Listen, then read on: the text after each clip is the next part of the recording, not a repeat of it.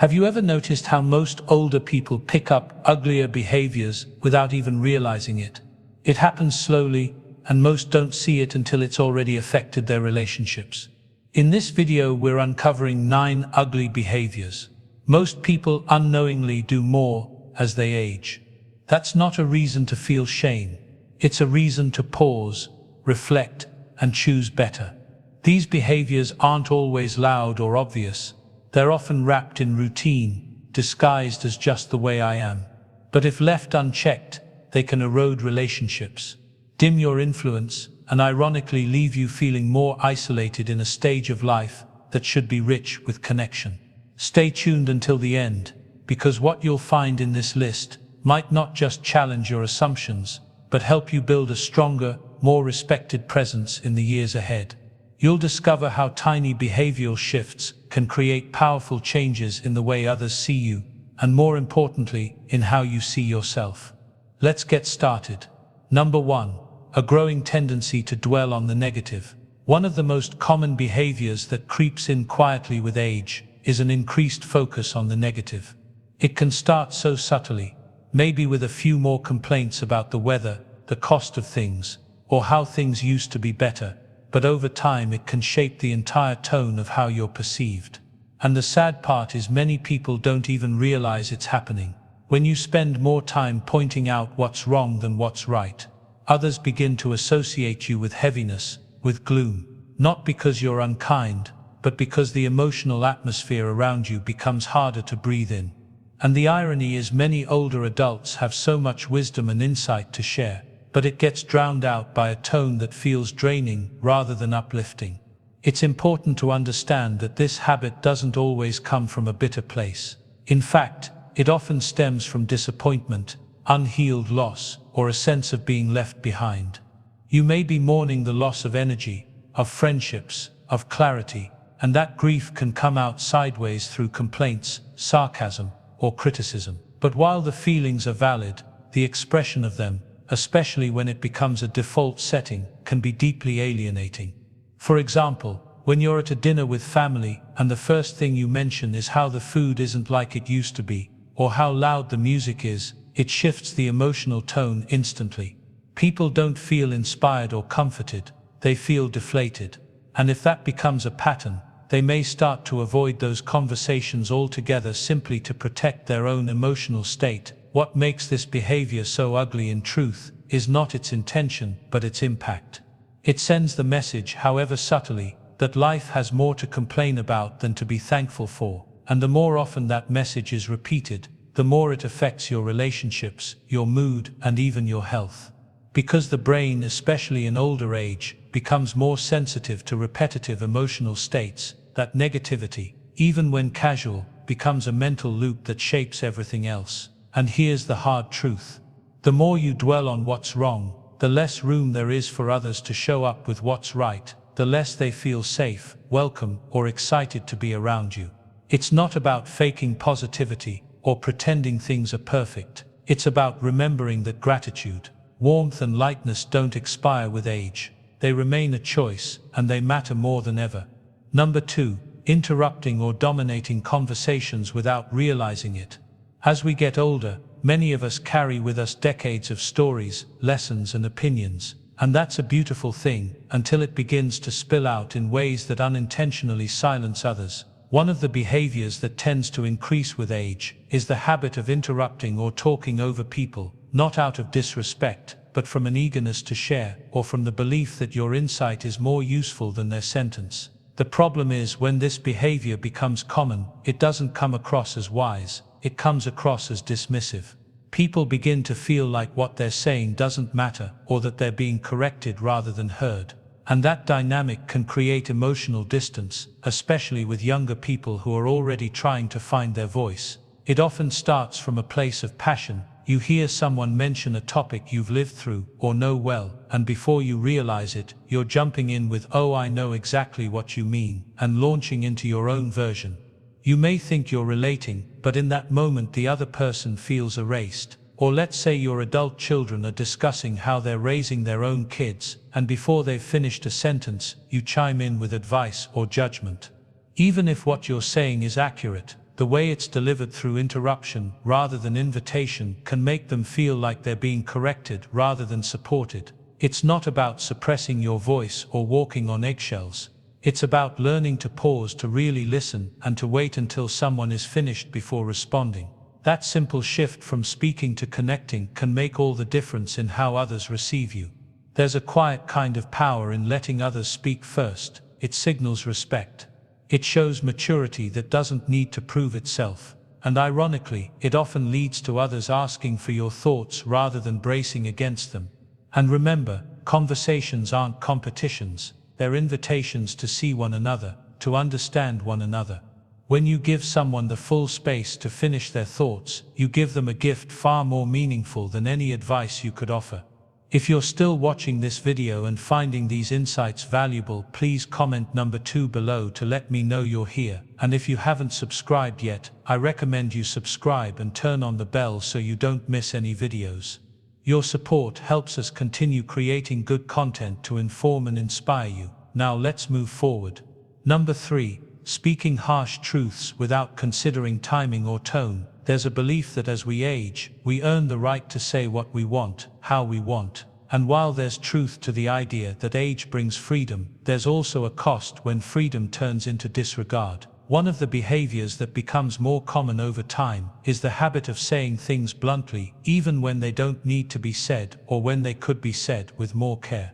You might think you're just being honest or that you're helping someone see the truth. But to the person hearing it, it can come off as cutting, dismissive, or even hurtful, especially when it's about sensitive topics like appearance, career choices, relationships, or lifestyle. And over time, this kind of unchecked bluntness can push people away, even those who love you. It often sounds like this: you've gained weight, that haircut doesn't suit you, or that idea will never work. You may not mean to be unkind, but when truth is delivered without softness, it loses its value. It becomes criticism instead of guidance. Somewhere along the way, many people begin to believe that younger generations are too sensitive and that the problem lies in them, not in how things are said.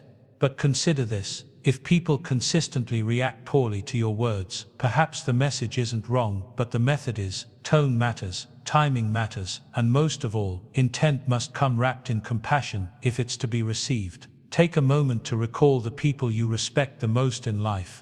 Chances are, it wasn't just what they said that stayed with you, it was how they said it. Their words had weight, not because they were harsh, but because they were spoken with care. There's strength and restraint. There's wisdom in knowing when not to speak, and even greater wisdom in choosing how to speak when the moment calls for it. It's not about being silent, it's about being strategic, thoughtful, and kind. Because in the end, the people around you won't remember every opinion you shared, but they will remember how they felt when you spoke. Did they feel encouraged, or did they feel judged? That feeling stays with them longer than any truth ever will. Number 4. Becoming increasingly judgmental about others' lifestyles. As the years go by, it can become surprisingly easy to fall into the habit of judging others, especially when their choices look nothing like the ones we would have made. Whether it's how someone dresses, the way they speak, who they marry, or what they believe in, that voice of internal judgment tends to get louder with age, often without us even realizing it. This behavior usually doesn't begin with bad intentions. Often, it's rooted in a desire to protect values we've lived by for decades. Values that helped us survive tough times, raise families, and build lives we're proud of. But the world changes. And when we treat every new idea or unfamiliar behavior as wrong rather than simply different, we risk becoming emotionally rigid and harder to connect with. You might hear yourself thinking or saying things like, "Back in my day, we would never have done that," or "They don't know what respect means anymore." And while those statements may feel like truth to you, they often signal to others that you're unwilling to adapt, to listen, or to let them grow in their own way. One example: a 65-year-old man named Walter told his daughter, who had just become a vegetarian, "That's ridiculous. You need meat to be healthy." He didn't mean harm, but she felt dismissed, unheard, and frustrated. What could have been a supportive conversation turned into distance, all because his worldview couldn't flex enough to make space for hers. The thing is, people are not problems to solve, they're human beings to understand. And every time we lead with judgment instead of curiosity, we miss the chance to truly see the person in front of us. You don't have to agree with everything, but a gentle curiosity asking, why do they see it this way, instead of rushing to condemn, can transform your relationships. It opens up space for mutual respect and often surprising connection. Judgment shrinks your world. Curiosity expands it. And at this stage of life, the last thing we need is a smaller circle, fewer conversations, or more walls between us and the people we love. If you're still watching this video and finding these insights valuable, please comment number 4 below to let me know you're here. And if you haven't subscribed yet, I recommend you subscribe and turn on the bell so you don't miss any videos. Your support helps us continue creating good content to inform and inspire you. Now, let's move forward.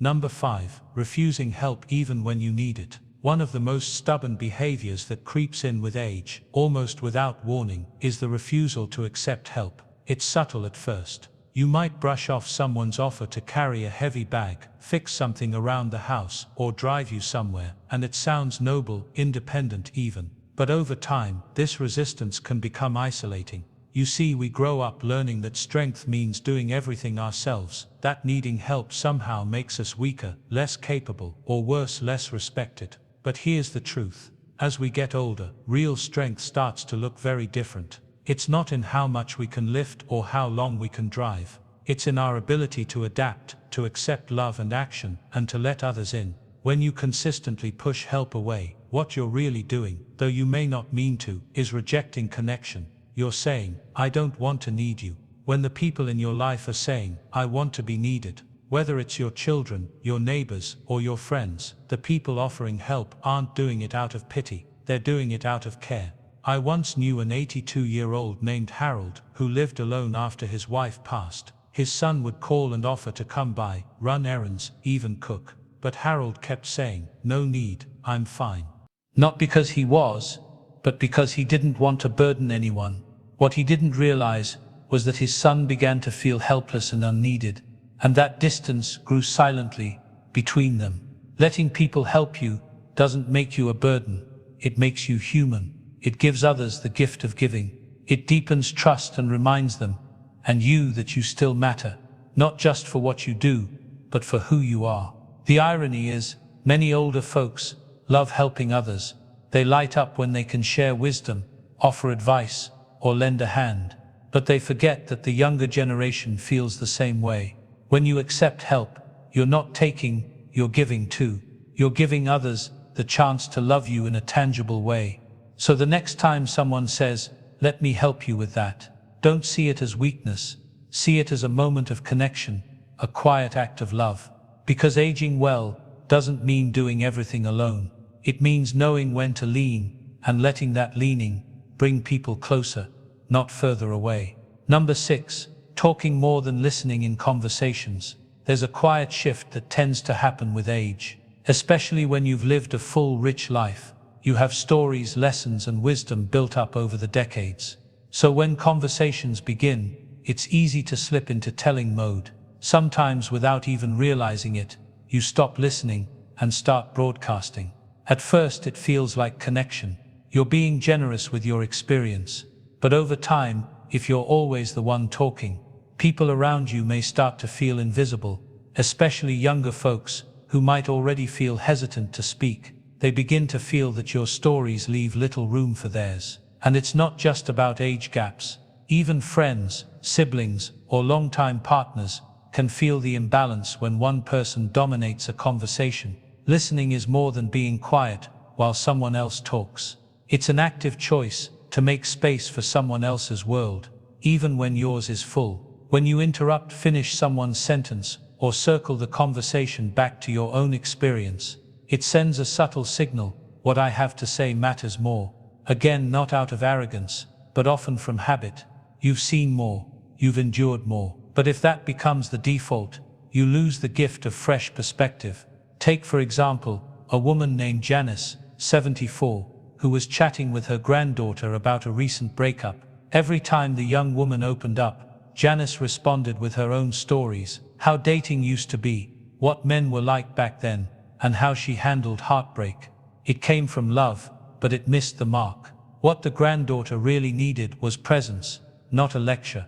Listening is one of the most powerful forms of respect. It tells someone, "You matter enough for me to set myself aside right now." It creates safety, and it's humbling because it reminds you that no matter how much you've lived, there's always more to learn about others and about yourself. You don't have to stop sharing your stories. They're valuable, they're readable, they're needed, but ask more questions. Pause longer before you respond. Notice if the other person is still with you or quietly slipping away. Because when you truly listen, something beautiful happens.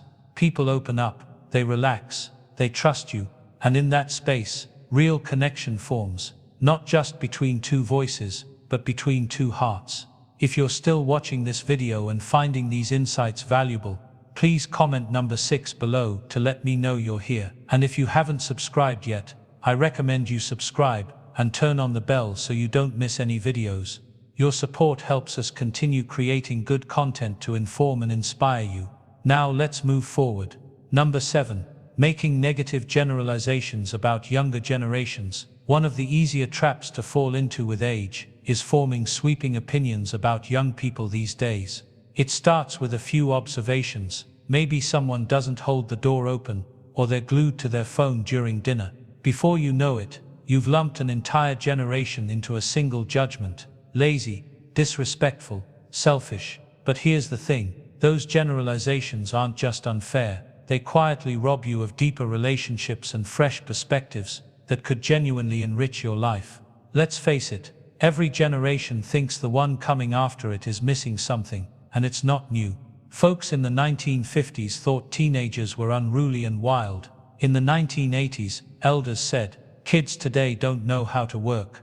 Now we look at today's younger adults and say the same. But every generation grows up in a different world, with different pressures, different tools, different values. They may not write thank you notes like you did, but they might donate to strangers online.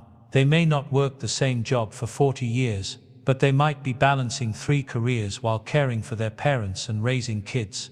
If all they hear from you is "back in my day," or "your generation doesn't get it," they'll tune out. Not because they don't care, but because they feel unseen, judged, before they've even had a chance to show you who they are. I remember a man named George, 79, who once told me his grandson was soft because he talked about going to therapy. George said, "In my time we just dealt with things." But over time, George began to realize his grandson's vulnerability was a kind of strength, that speaking about mental health wasn't weakness. It was courage wrapped in honesty. That shift in mindset didn't just help George see his grandson differently. It opened the door to real conversations, laughter, shared music, even a weekend trip they never would have taken otherwise. The truth is, when you assume the worst about a whole group, you stop seeing people as individuals. And when you do that, you close off the chance to learn, grow, and bond across age, across values, across worlds. Try asking more questions instead of making statements. Invite conversation instead of criticism. When you lead with curiosity, you don't just avoid sounding bitter, you create bridges where there might have been walls. The younger generation doesn't need your approval, but they do need your wisdom, and they're far more likely to seek it if they feel respected, not ridiculed. And here's the real twist. The more you connect with younger people, the more alive you feel. Their energy, ideas, and dreams can stir up parts of you that felt long asleep, but only if you let them in. Only if you stop labeling and start listening. Number 8. Interrupting or dismissing others during conversations. As we get older, we often carry a wealth of stories, lessons, and opinions we've built over decades. And while that experience is something to be proud of, it can also lead to one surprisingly off-putting habit: cutting people off mid-sentence, or dismissing what they're saying altogether. It's rarely done out of rudeness. Often it comes from excitement, wanting to help, or believing you've already been there, done that. But when you interrupt someone, especially someone younger, it sends a subtle message: what I have to say is more important than what you're saying. Over time, this small behavior chips away at trust, intimacy, and mutual respect. People start to hold back. They talk less around you, not because they don't want to share, but because they feel unheard, and that creates distance, even with loved ones who care deeply for you. I knew a woman named Helen, 72, who had 3 grown daughters. Every time they came over, Helen would finish their sentences or cut in with advice before they even finished asking a question. Eventually, the visits became shorter, calls grew less frequent. One day, her eldest told her gently, "Mom, we love you, but sometimes it feels like there's no space for our voice." That broke Helen's heart, but it also opened her eyes. She started to notice how often she chimed in too quickly. So she tried something different. She paused, she listened, she waited, and slowly, the conversations came back to life. Listening isn't just about hearing words, it's about offering presence. It's about giving someone the space to express themselves without fear of being cut off, corrected, or talked over. And here's what's beautiful. When you genuinely listen, you often hear things you would have missed: a quiet pain, someone's caring, a small joy they hadn't shared before, a dream they're scared to say out loud. By listening fully, you say to that person, "You matter, your thoughts matter. I want to know who you are right now, not just who you used to be or who I think you should be." Especially after 70, people don't always expect us to listen, but when we do, when we offer our attention instead of our opinion, it surprises them, and it draws them in. That kind of attention is rare these days. In a world that moves fast and talks loud, giving someone the gift of being fully heard is one of the most powerful healing things we can offer. It doesn't cost anything, but it creates connection, trust, and closeness that money can't buy. Number 9. Assuming you already know everything. There's something that quietly creeps in with age, and it's this feeling, often unspoken, that we've already seen it all, heard it all, and learned what we needed to know. And while experience is invaluable, this belief can slowly turn into one of the most unattractive behaviors we carry without realizing it, acting like we already have all the answers. It shows up in small ways: dismissing new ideas because they don't fit what we learned decades ago, rolling our eyes at different lifestyles or modern technology, refusing to ask questions or seek help because it might make us look unsure. But here's the truth: the moment we stop being curious is the moment we start aging faster on the inside than we do on the outside. Curiosity keeps us youthful. It's not about pretending to be someone we're not. It's about staying mentally and emotionally open, even when the world feels unfamiliar. I once met a man named Paul, 78, who carried a quiet humility. When smartphones became common, he didn't grumble or resist. He said to his grandson, "Teach me how to use this. I want to understand how your world works." That simple request became a bridge between 2 generations. His grandson didn't just teach him to use a phone, he started calling more, visiting more, all because Paul stayed open. Now contrast that with someone who constantly says, "That's stupid," or "back in my day." Not only does that close the door to learning, it pushes people away. When we act like we've seen it all, people stop trying to share new things with us. We become known not for our wisdom, but for our resistance. But here's what's powerful: wisdom and curiosity are not opposites. In fact, the wisest people I've known are the ones who say, "Tell me more," or "I hadn't thought of it that way," or simply, "That's interesting." Why do you think that? These are people others gravitate toward, not because they know everything, but because they never stop learning. So if you catch yourself feeling irritated by change or dismissive of a new idea, pause and ask, am I reacting from habit or am I staying open to growth? Being older doesn't mean we stop evolving. In fact, the people who age most gracefully, the ones others love to be around, are those who remain students of life, even into their 80s and beyond. When we choose curiosity over certainty, we show the world and ourselves that we're still alive inside, still growing, still becoming. And there's nothing more attractive than that. Final thoughts. As we wrap up this video, take a quiet moment to think back over the 9 behaviors we just explored. Which one caught you off guard? Which one felt uncomfortably familiar? Here's the truth: none of this was about pointing fingers or making anyone feel ashamed. It was about bringing awareness to the small shifts in our habits that can shape how others experience us and how we experience ourselves. The beauty of being in our 60s, 70s, or 80s is that we've earned the right to grow on our own terms. That means we can unlearn just as much as we've learned. We can pause, reflect, and choose to carry forward only what makes us kinder, more open, and more at peace. Maybe you recognize something in yourself today. Maybe you saw a habit you're ready to release, or a new way of showing up you want to practice. If even one part of this video helped you feel more aware, more encouraged, or more empowered, then it was worth it. You're not alone in this journey. We're walking it together. Thank you for joining us today. We'd love to hear from you. Leave a comment below and share one thing you learned today and how you plan to use it in your life. Your thoughts are important to us, so don't hesitate to share them. Reading your comments gives us great motivation and encouragement. If you enjoyed this video and found it helpful, please like, subscribe, and share. Your support helps us continue creating good content to inform and inspire you. Thanks for watching, and we look forward to seeing you in the next video.